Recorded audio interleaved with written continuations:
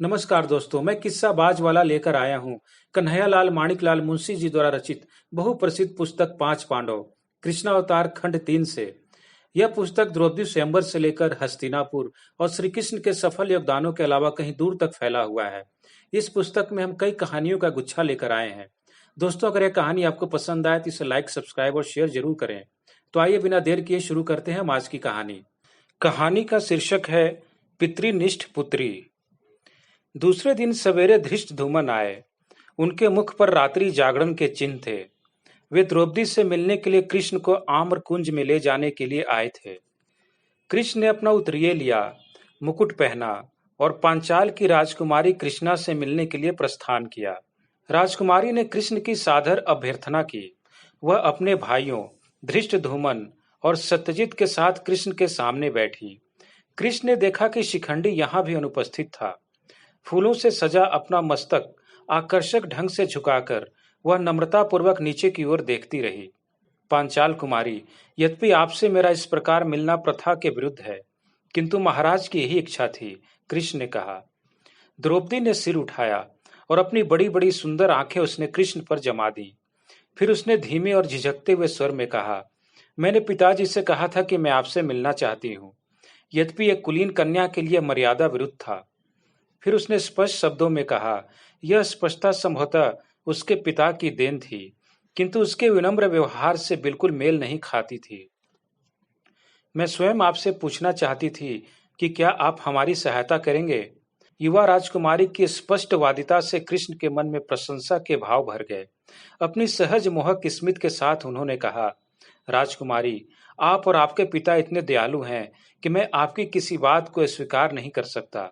उन्होंने कहा, किंतु क्या आप मुझे यह बताएंगी कि अपनी सहायता का सौभाग्य प्रदान करने के लिए आपने मुझे ही क्यों चुना है? आपके संबंध में हम पिछले 2 वर्षों से सोचते रहे हैं, धृष्टद्युम्न ने बीच में कहा। तब से जब आप यादवों को सौराष्ट्र ले गए, मैं किस प्रकार सहायता कर सकता हूँ? यादव बहुत दूर हैं, संभवतः बहुत शक्तिशाली भी नहीं है, और मैं राजा भी नहीं हूँ, कृष्ण ने कहा। आप राजा से कहीं बढ़कर हैं। लोग कहते हैं कि आप भगवान हैं। जो भी हो, आप आर्यों में एक ऐसे योद्धा हैं जिसका सब लोग आदर करते हैं। आंखें झुकाए हुए किंतु दृढ़ विश्वास के साथ द्रौपदी बोली। कृष्ण के मन में इस विनम्र युवती के प्रति एक बार फिर प्रशंसा के भाव भर आए, जो अपने पिता के सम्मुख उपस्थित समस्या का साहस के साथ सामना कर रही थी।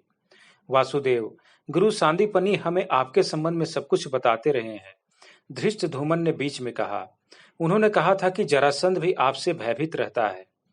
गुरुदेव की सदा मुझ पर कृपा रही है, कृष्ण ने कहा, किंतु महाराज द्रुपद जो मुझसे चाहते हैं वह मेरे वश की बात नहीं है। मैं द्रोण से युद्ध नहीं करूंगा, क्योंकि मैं कुरुओं से युद्ध नहीं करना चाहता। द्रौपदी के तेजस्वी मुख पर निराशा की घटा घिर आई।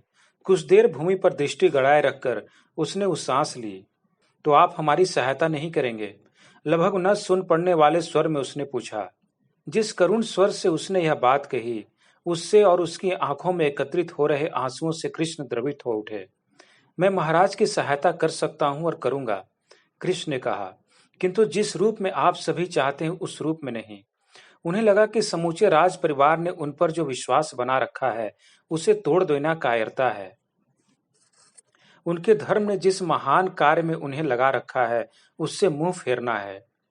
लोग कहते हैं कि आपका जीवन धर्म की स्थापना के लिए है, द्रौपदी ने धीरे से कहा।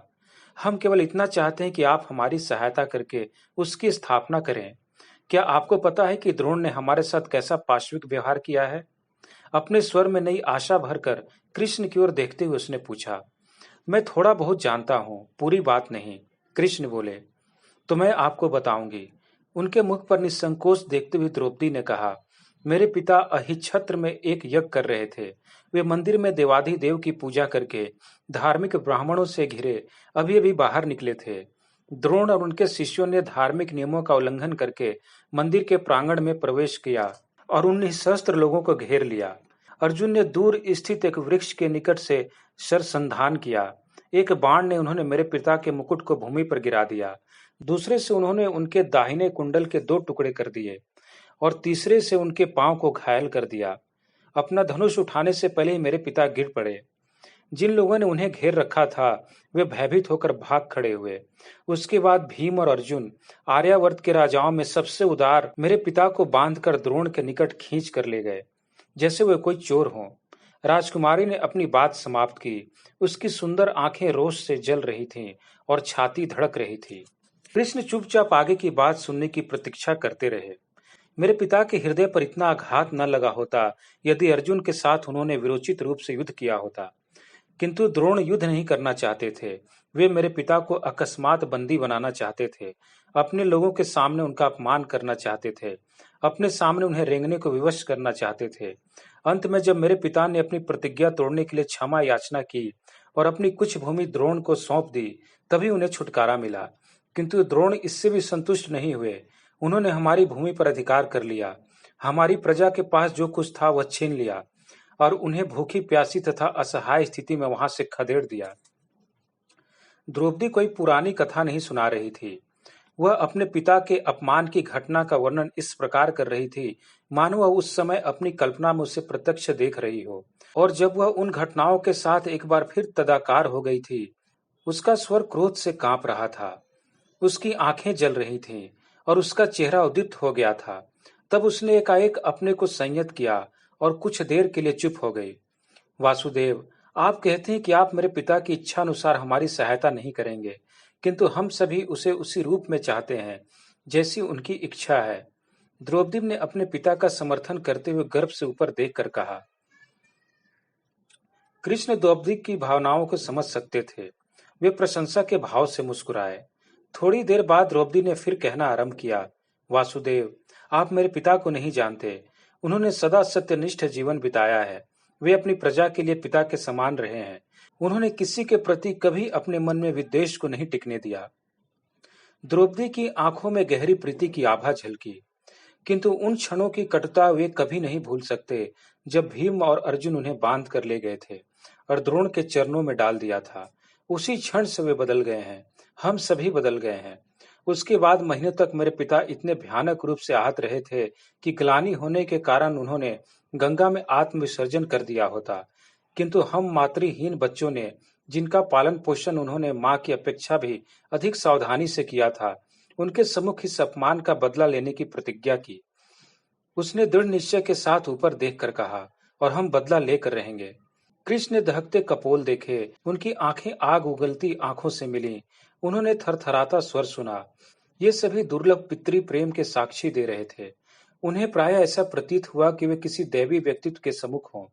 राजकुमारी, आपका पितृ प्रेम अपूर्व है, उन्होंने कहा। द्रौपदी ने यह देखने के लिए आंखें उठाई कि कृष्ण व्यंग तो नहीं कर रहे, किंतु यह देखकर उसे संतोष हुआ कि उनकी प्रशंसा उदार भावना से अभिप्रेरित थी। हमारे पिता ने हमें जीवन दिया, हम उनके लिए उसका त्याग करने को प्रस्तुत हैं, उसने कहा। यदि मैं सहायता देना स्वीकार न करूं, तो आपने जरासंध का प्रस्ताव स्वीकार करने का निश्चय कर लिया है? कृष्ण ने पूछा। हमारे पिता ने उसके बारे में भी हम लोगों से बातें की थी, धृष्टद्युम्न ने उत्तर दिया। यदि आप सहायता देना स्वीकार कर दें, तो हम जरासंध का प्रस्ताव स्वीकार कर लेंगे।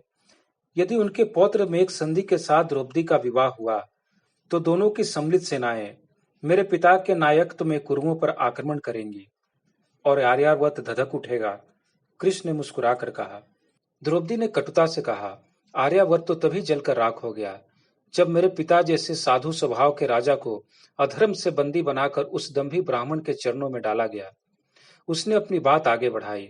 उस समय भीष्म कहाँ थे, जो अपने को धर्म का स्तंभ कहते हैं? कुरुओं के राजा धृतराष्ट्र कहाँ थे, जो चक्रवर्ती भरत का वंशज होने का दावा करते हैं? उन सब ने हस्तिनापुर में द्रोण का स्वागत किया, मानो उन्होंने युद्ध में किसी शक्तिशाली चक्रवर्ती को परास्त किया हो। कृष्ण विचारों में खो गए। वे उस उदार हृदय की कन्या की ओर आकर्षित हुए बिना न रह सके। मान लीजिए कि मैं सहायता का वचन दूं और सफल न हो सकूं, उन्होंने पूछा। सहसा द्रौपदी के मुख पर स्मित की रेखा खींच गई। हम लोग आपके संबंध में सब जानते हैं वासुदेव, आप कभी असफल नहीं होंगे। कृष्ण भी मुस्कुराए। उन्होंने पूछा, आप ऐसा क्यों समझती हैं? द्रोण के दो शिष्य हैं जिनके धनुष में चमत्कारिक शक्ति है, अर्जुन और कर्ण। गुरु सांदीपनि के एक ही शिष्य हैं वासुदेव, जिनका सांडर्ग्य स्वयं भगवान शिव के त्रयंबक से भी अधिक विनाशकारी है, द्रौपदी ने कहा। ये सब अतिशयोक्ति है। मैं कह चुका हूँ, गुरु को मेरी प्रशंसा करना अच्छा लगता है। कृष्ण ने कहा। द्रौपदी सरलता पूर्वक बोली, यदि आप असफल हुए तो हम लोग असफलता को ही स्वीकार करने को प्रस्तुत हैं। कृष्ण ने पूछा, क्या तब भी आप मेरी सहायता स्वीकार करेंगी यदि मैं आपसे विवाह करने के प्रस्ताव को स्वीकार न करूं? द्रौपदी ने कृष्ण पर एक नटखट दृष्टि डालते हुए पूछा, क्या मैं आपको अच्छी नहीं लगती? क्या मैं आपकी पत्नी बनने के लिए नितांत अयोग्य हूँ? आप जानती हैं कि मैं ग्वाला हूँ और किसी राजकुमारी का पति बनने के योग्य नहीं हूँ, और मुझे उस प्रणाली से चिढ़ है जिसमें संधि के बदले राजकुमारियों का विक्रय होता है। विवाह व्यवसाय का विषय नहीं है। कृष्ण ने आगे कहा, हम विवाह की बात छोड़ दें। पिता की प्रतिज्ञा की चिंता छोड़कर आप जिससे चाहें विवाह करने को स्वतंत्र होंगी, लेकिन मैं वचन देता हूँ कि यदि आप मुझे अपने स्वजन के रूप में स्वीकार करेंगी तो मैं महाराज द्रुपद की और आपकी सहायता करूंगा। उन सब ने बोलना बंद कर दिया। बहुत घबराए हुए द्रुपद उन्हीं लोगों की ओर आ रहे थे। उनका चेहरा पहले से भी अधिक कठोर था। धृष्टद्युम्न, उन्होंने क्रोध से रूंधे हुए स्वर में कहा, शिखंडी का कहीं पता नहीं है? धृष्टद्युम्न, द्रौपदी और सत्यजीत आवेश में उठ खड़े हुए। क्या? शिखंडी चला गया, कोई नहीं जानता कहाँ गया। द्रुपद ने उत्तर दिया, सभी संभव स्थानों पर मैंने उसकी खोज करवाई, उसने कोई चिन्ह नहीं छोड़ा। एक बड़े वृक्ष के चतुर्दिक बने चबूतरे पर द्रुपद माथे पर हाथ रखकर बैठ गए। अच्छा होता कि वह जन्मा ही न होता, वे बड़बड़ाए। कृष्ण चुपचाप वहां से अलग हट गए। स्नेह सूत्र में बंधे द्रुपद परिवार का सुंदर चित्र कृष्ण के मन में स्पष्ट रूप से अंकित रहा। कठोर, वात्सल्यपूर्ण और विस्मयाभिभूत पिता उनके घुटनों पर हाथ रखकर पैरों के पास बैठी और उनकी ओर देखती हुई द्रौपदी, उनकी रक्षा की मुद्रा में उनके पास खड़े हुए धृष्टद्युम्न और दुखी मन से पिता की ओर देखते हुए सत्यजीत, सभी स्नेह और ध्येय के बंधन में बंधे हुए थे। कृष्ण ने सोचा कि भयभीत राजकुमार शिखंडी इस परिवार का स्वेच्छाचारी बालक था और उसके अचानक चले जाने से उन्हें धक्का भी लगा था और चैन भी मिला था, क्योंकि उसने उनके सम्मुख एक ऐसी समस्या खड़ी कर दी थी जिसका समाधान नहीं था। द्रुपद और उनके बच्चों के प्रति कृष्ण के मन में आत्मीयता भर आई। घृणा में निमग्न होने पर भी उनमें से प्रत्येक में एक ऐसी शालीनता थी जिसे किसी राज परिवार के सभी व्यक्तियों में ढूंढ निकालना कठिन था। कृष्ण ने द्रौपदी के साथ अपनी बातचीत के बारे में सोचा। उसके कारण उन्हें अपने कर्तव्य की एक नई दिशा का निर्णय करना था। परिस्थिति कठिन और उलझन भरी थी, किसी भी समय आग भड़क सकती थी। द्रुपद और उनकी संतानों के हृदय में कटुता ने घर कर लिया था। महत्वाकांक्षी और अहंकारी द्रोण उनके प्रति मित्रता का भाव रख सकें, इसकी संभावना नहीं थी। घृणा का ऐसा ही प्रभाव दुर्योधन और उसके मित्रों पर भी था। उन्हें पांडवों से घृणा थी, उन सब से घृणा थी जो उनके स्वेच्छाचार के मार्ग में आड़े आते थे। दुर्योधन वस्तुतः एक समस्या थी। अभी वह कुरुक्षेत्र में था, किंतु 3 या 4 महीनों बाद जब वह हस्तिनापुर लौटेगा तो युवराज के रूप में उसकी स्थिति अदम्य हो जाएगी। शकुनी के परामर्श और द्रोणाचार्य के समर्थन से वह अपना पदभार संभालने के उपलक्ष्य में पांचालों के विरुद्ध सैनिक अभियान भी चला सकता है। तात्कालिक परिस्थितियों में कुरुओं और पांचालों के बीच का कोई भी संघर्ष उन्हें जरासंध के हाथ का खिलौना बना देगा। वह तत्काल काशी को पददलित करके पांचाल पर चढ़ दौड़ेगा। संकट के बादल घिरते आ रहे थे। कृष्ण ने सोचा कि वे उससे भाग नहीं सकते थे। जो भी मूल्य चुकाना पड़े, उन्हें अपना उत्तरदायित्व तो निभाना होगा। एक नई परिस्थिति उत्पन्न करके इस संघर्ष को रोका नहीं तो कम से कम टाला तो जा ही सकता है। एकमात्र द्रुपद ही किसी ऐसे समाधान की कुंजी हो सकते हैं। जैसे भी हो, उन्हें जरासंध अथवा किसी अन्य महत्वाकांक्षी राजा से संधि करने से रोकना चाहिए। यदि वे इतनी शक्ति विकसित कर सकें कि द्रोणाचार्य के द्वारा किया हुआ अपमान उनके जीवन की असली प्रेरक शक्ति न रह जाए, तो संभवतः अपनी कटुता पर विजय प्राप्त कर सकते हैं। कृष्ण ने एक निर्णय कर लिया। परिवार पर जिस दुर्भाग्य की छाया पड़ी थी, उससे द्रुपद की कठोरता कुछ कम हो गई थी। अगले दिन उन्होंने कृष्ण से पूछा कि उनकी पुत्री से मिलने के बाद कृष्ण ने क्या निर्णय किया है। कृष्ण ने उत्तर दिया, महाराज, मैं आपकी पुत्री से मिल चुका हूँ। मैंने उन्हें वचन दिया है कि यदि आपको स्वीकार हो तो मैं भरसक आपकी सहायता करने को प्रस्तुत हूँ। वासुदेव, मुझे विश्वास था कि आप मेरी पुत्री से मिलने के बाद आप हमारी सहायता स्वीकार कर लेंगे, द्रुपद ने कहा। उनके चेहरे पर हल्के स्मित का आभास प्रतीत हुआ। मेरी यह पुत्री अद्भुत कन्या है। महाराज, मैं आपसे स्पष्टता के साथ बात करना चाहता हूँ। आपकी प्रतिज्ञा पूरी करने के लिए मैं हर तरह से सहायता दूंगा। मैं तब तक आपका साथ दूंगा जब तक आप मुझे अपना मित्र समझेंगे, किंतु मैं आपसे प्रार्थना करता हूं कि आप मुझे राजकुमारी से विवाह करने को न कहें। कृष्ण ने कहा, यदि आप हमारा साथ देने का वादा करते हैं तो उससे विवाह करने में आपको क्या आपत्ति है? वह तो तैयार है। द्रुपद ने कहा, वे राजकुमारियों में सर्वोत्तम रत्न है। यदि वे चाहें तो आर्यावर्त के सर्वश्रेष्ठ और महापराक्रमी योद्धा से विवाह कर सकती हैं, किंतु ऐसे योद्धा को भी उनसे विवाह करने के लिए सम्मत होना चाहिए। कृष्ण ने रहस्यपूर्ण स्मित के साथ कहा, आप पत्नी के रूप में उसे पसंद नहीं करते? द्रुपद ने अपना सिर झटक कर पूछा। स्पष्टतः उनके स्वाभिमान को चोट लगी थी। महाराज, आप मेरी बात को अन्यथा न लें। कृष्ण ने कहा, मैं नहीं चाहता कि वे पति का चुनाव इसलिए करें कि वह अपनी चतुराई से युद्ध में योद्धाओं को मार सकता है, किंतु उन्होंने निर्णय कर लिया है। वे आर्यावर्त के सर्वश्रेष्ठ योद्धा से विवाह करना चाहती हैं। अतः वे जिस रूप में अपना प्रण पूरा करना चाहती हैं, मैं उनकी सहायता करूंगा। द्रुपद को लगा कि कृष्ण गोलमोल बातें कर रहे हैं। वे फिर खिन्न हो गए। भौहें सिकोड़ कर उन्होंने पूछा, तो आप हमारी सहायता करना स्वीकार करते हैं? कृष्ण ने उत्तर दिया, नहीं, वे चाहे जिससे विवाह करें, मैं आपका बना रहूंगा। द्रुपद ने पूछा, यदि वह जरासंध के पौत्र से विवाह करे तब भी? कृष्ण ने उत्तर दिया, महाराज, उनके पति के चुनाव का अंतिम निर्णय आपके हाथ है। यदि आपके स्थान पर मैं होता तो अपमान का बदला लेने की इच्छा का विचार त्याग कर उनके लिए एक ऐसा पति चुनता जो सर्वथा उनके योग्य हो। ये बातें द्रुपद को पल्ले नहीं पड़ी। उन्होंने कहा, यदि वह आपका ही वर्ण करना चाहे तो? कृष्ण बोले, महाराज, हम यह न भूलें कि इस समय उनके मन में एक ही धुन समाई हुई है। उन्होंने उसी व्यक्ति से विवाह करने का प्रण किया है जो युद्ध में द्रोण के शिष्यों को पराजित कर सके। उन्हें पति के रूप में वैसा ही व्यक्ति मिलना चाहिए। वे किसी अन्य के साथ सुखी नहीं रहेंगी। द्रुपद ने कहा, यह सच है। कृष्ण ने पूछा, तो क्या मैं आपको उनके लिए स्वयंवर के आयोजन का परामर्श दे सकता हूँ? हम लोगों में अब स्वयंवर का चलन उठता जा रहा है। उनमें से अधिकांश अब औपचारिकता का पात्र रह गए हैं। द्रुपद ने कहा, यह भी नहीं कहा जा सकता कि ऐसे स्वयंवर में आर्यावर्त का सर्वश्रेष्ठ योद्धा मिल ही जाएगा। आप एक सच्चा स्वयंवर क्यों न करें, वैसा जैसा प्राचीन काल में हमारे पूर्वज करते थे। कृष्ण ने धीमे स्वर में कहा, महाराज, एक कसौटी निश्चित कर लें और राजकुमारी को आर्यावर्त के सर्वश्रेष्ठ धनुधर से विवाह करने का अवसर दें। स्वयंवर के विचार से द्रुपद आश्चर्य में पड़ गए। इसका तात्पर्य समझने में उन्हें कुछ समय लगा। उन्होंने कहा, किंतु आर्यावर्त के श्रेष्ठ धनुधर तो आप ही हैं। यह कैसे कहा जा सकता है? अभी अपने यहाँ धनुधरों का वंश समाप्त नहीं हुआ है। स्मित पूर्वक कृष्ण ने कहा, किंतु मेरा भी चुनाव अन्य वीरों के परोक्ष में क्यों हो?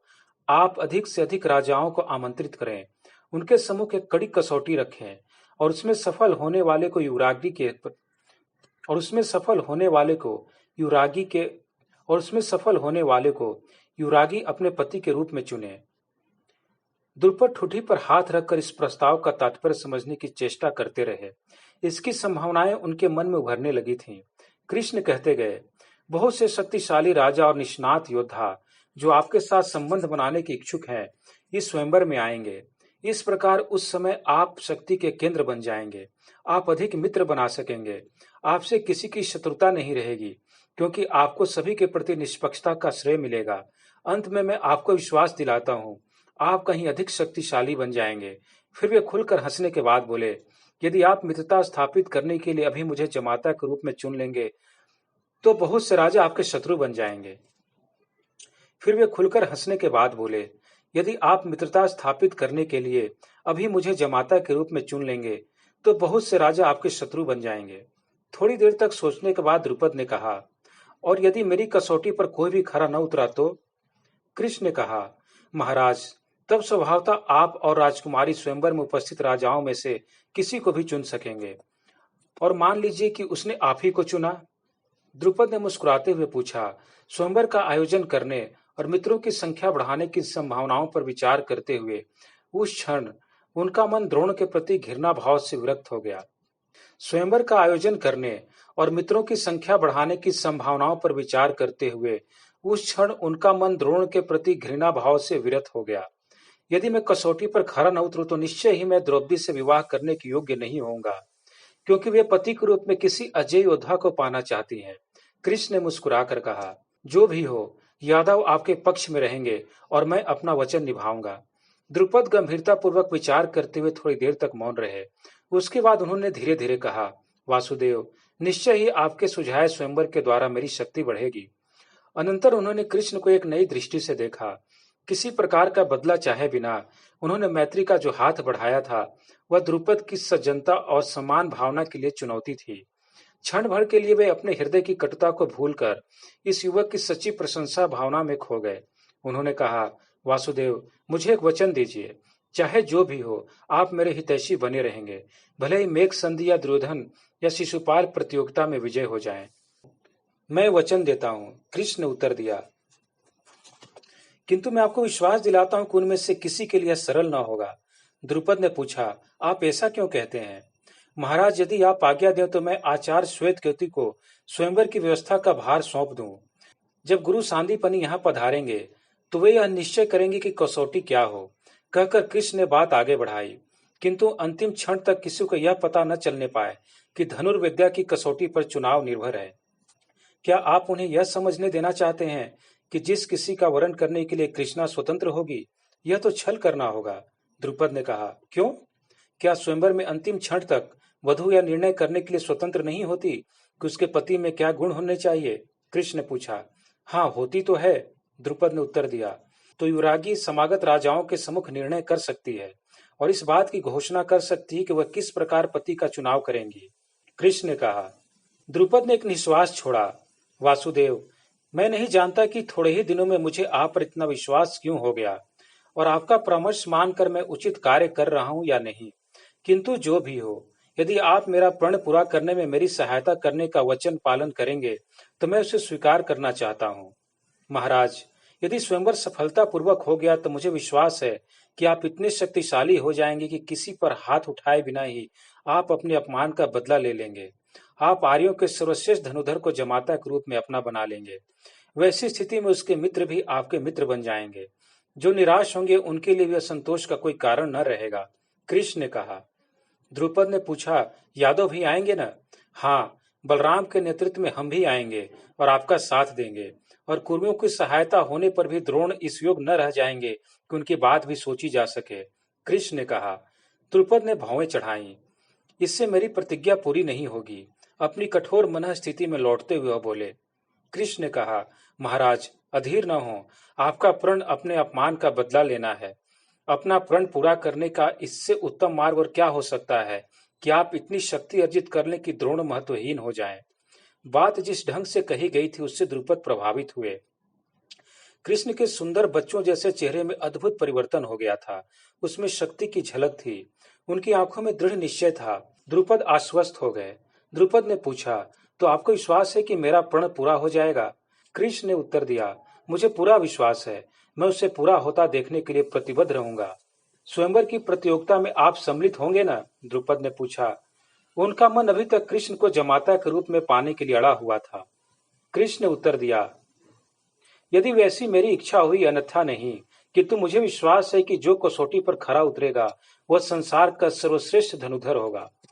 तरुण यादव के मन की था पाना द्रुपद के लिए कठिन था।